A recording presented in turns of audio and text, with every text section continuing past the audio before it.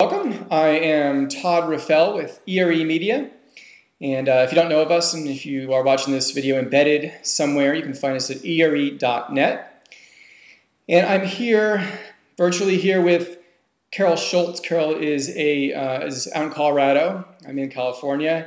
And she's a consultant, longtime experienced recruiter, and now a consultant who helps companies line up their talent acquisition strategy, align it with their business strategy and their executive suite strategy, optimize their talent acquisition departments with business goals. Again, Carol Schultz. We're talking today about fit, fitting in, cultural fit, job fit, all these different expressions for fit that you hear tossed around on ERE and in LinkedIn groups, ERE's community.ere.net. People often say you should hire for hard skills, but also for fit. You want people who are going to fit your culture. That's fine and probably good, but it seems like people also talk about diversity, meaning that you want people who are different, diversity of thought or intellectual diversity. You want, as Seth Godin says, maybe even people who are weird. And if you hear Tom Peters talk at conferences, you want these iconoclasts who are crazy, full of weird ideas and everything. That seems incongruous and consistent with hiring for fit. What are your thoughts on all that? Well, it's a great question, Todd. And weird is not necessarily bad. When looking at cultural fit, just keeping that to itself, it's important to obviously be clear on what you're looking for. For example, many years ago, we interviewed somebody at my search firm who was coming out of college. Now, we were very casual. You know, we were a jeans and T-shirt kind of firm, except if we had clients in, of course. And this individual came in a suit and tie, all buttoned up, which I say is never a bad thing for a first interview, especially if you don't know what the environment is. And subsequently, we said to him, you know, we're very casual here. We're jeans and T-shirt, so on and so forth. And he said, oh, I just didn't think I could ever come to work in anything other than a suit and tie. And, you know, in that moment, we knew he wouldn't be a fit for us. So if somebody's weird, that's okay. You know, weird can fit in. It just needs to really look at, how do we work together as a team? How do we manage our people? How will people thrive being managed? So to me, weird, it's almost insignificant. And you bring up a good point. Of course, assessment vendors try to bring all of this out, which is, does the assessment show that you are not a fit and not going to change? Like, you want a competitive atmosphere and not collaborative, and that's what you want, or you don't like to change, and this job's full of change, and you're going to be doing a new job every month. Right. Or are you just a product at the moment of where, you know, maybe Gore-Tex is hiring WL Gore, and they're very collaborative, they have no titles, and they see someone who's from Oracle, and they think, oh, they must be competitive, but maybe they're just working at Oracle because, and they don't really want a competitive atmosphere. So I think you bring up a good point, which is that people can change. I think in 1998, I switched jobs, came from a more cutthroat atmosphere to a more collaborative one. It took me all of maybe half a day to say, oh, okay, good. People are very teamwork oriented here. This is great. I fit here. So it wasn't really a big deal to change. Right. Let's talk about social media. Okay. This would not be an ERE video without talking about social media. Do you think that it's used for fit? Do you think that people are using it to judge fit, and is that a good thing or a bad thing? Do you think a recruiter or hiring manager goes to Facebook and says, I don't know, she's all into the vegan, and I just don't think she's going to fit this group here. Or, you know, he's a big sports guy, and we're just not. I don't know. I just don't think this is our kind of company. Do you think people use social media for judging fit, and is that good or bad, or does it depend how it's done? Okay, so there are a lot of questions there. as far as using social media for fit, I'm sure I know companies are doing it. I think if you're very, very clear on your culture, what works and what doesn't work. I don't like to look at things in terms of a good fit or a bad fit. Okay. I prefer to look at it as what's working for you and what's not working for you. It's a more objective way to look at things. So with that said, people are looking at social media, but you can look at a profile all day long on someone's Facebook or LinkedIn profile.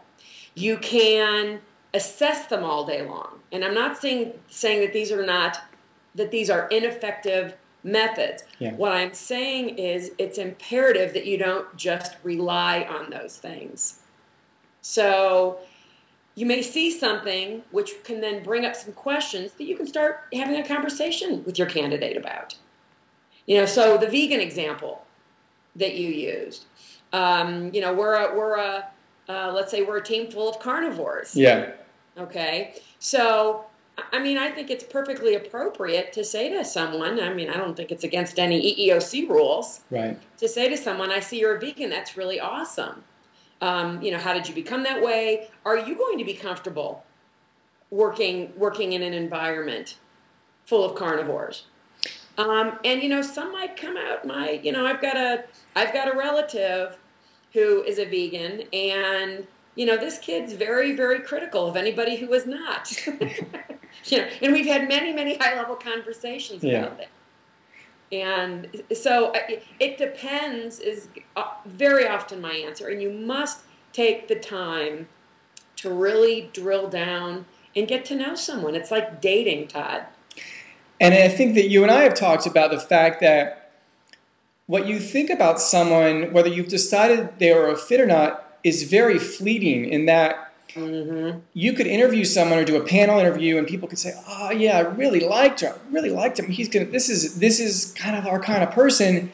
And then if it wasn't like a job fit, if they didn't do a good enough job, the whole idea that you want to have a beer with them really can be fleeting and subside because you get annoyed at them because you're working harder, because they're not working as hard, or they're not as good as you thought they were, they're as smart as you thought they were. And so the idea of liking someone or thinking they're cool or wanting to hang out with them, it's very much a fleeting idea, I think, of fit that goes away or can come if someone is a good employee, right? Yeah. And you make a really excellent point, because what is it within your company that you're trying to develop? Is your culture a culture of, hey, we're all going to go out and play together on the weekends and so on and so forth? Or is our culture one that we collaborate together, we're creative, we work together very, very effectively, and once a quarter we get together as a team, or once a month and go out for a drink or dinner or something like that. So it's a matter of creating a proper expectation, because certainly when I was in my search career for 16 years, I'd have a manager say to me, gosh, I really like the guy. Or, yeah, there was just something about the way he sat or the way he talked that I didn't like. Yeah. And, that, among other things, as you and I have talked, is what drove me out of direct search. But it's important that so it's like dating. I'm sure anybody that's watching this can look back and think, whether married or not, still dating maybe. How often did you go out with somebody and think the first couple times, or the first day, gosh, I really liked that person. Yeah. I can't wait to go out with him or her again. And then you make another date. And then, maybe 3 dates down the road, you're thinking, yeah, not a fit. Don't know if I want to spend time with that person. So hiring somebody when it comes to culture is like dating. You need to be, you just should not make quick decisions. You need to really think about it. And you need to have, I really firmly believe you need to have in-depth and intimate types of conversations to get to know people. And I think, and we can wrap up in a minute, yeah. I think like dating, there is, and this is obvious and hopefully obvious, but not always implemented, there is a common ground I think that you can find. I've been to Google I think 3 times, and I've been to Qualcomm I think three times, and they're pretty different. Qualcomm seems more academic, a little bit more buttoned down, a little bit more conservative feeling, and Google is Google with volleyball courts, sure, and food everywhere.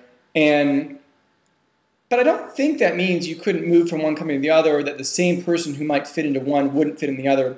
I think, you could be, a little bit of one and kind of change a little bit and be accepted a little bit and fit in the other place. So I think that much like dating, it's not so cut and dry. There's no question it's not cut and dry. And it goes back to, I do this work when I work one-on-one with individuals or even with teams. We really look at, and we start on the one-to-one level, is getting a clear picture of who you are as an employee, whether you're a CEO, a vice president of sales, a first-line sales manager, whatever that looks like. Mm-hmm. Who am I as a person, and what drives me? What are the common denominators? And what has worked for me? What hasn't worked for me in the past? So by uncovering those things about oneself, it actually makes it easier for you to determine, where can I really fit in successfully? Yeah. People may look and think, gosh, Google, what a fun place to work. And they may also be able to, in your other example, a more buttoned up sort of a place to work. But I think it's important to know, for me, I'm clear enough about who I am, how I work, what works for me, what doesn't work for me, mm-hmm. that working in a highly buttoned up environment, very stiff, wouldn't be an effective fit for me. Right. And that's I think what's very, very important, if people get clear on that. And you can get clear on that working one-to-one, really having those in-depth conversations if you're interviewing with somebody who knows how to start to uncover those things for you. And I think within one company, it could vary wildly. For example, if you're applying for a job at Boeing and you say, well, I'm really creative, I like to just mix things up, that's probably not a great thing if you're trying to build an airplane and make it perfectly safe. However, it might actually be a very good thing to work at Boeing if you're trying to design a future airplane. If you're thinking, say it's 10 years ago, and you say, hey, how about if we had internet on the airplane? If this was 10 years ago, that might be the kind of creative idea that Boeing would love, but in the right department.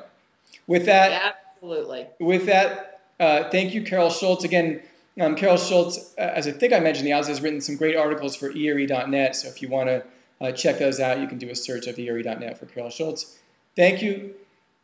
It's been interesting, and let's do it again on a new topic. Thanks, Todd. Good to see you. Have a great weekend. Thanks.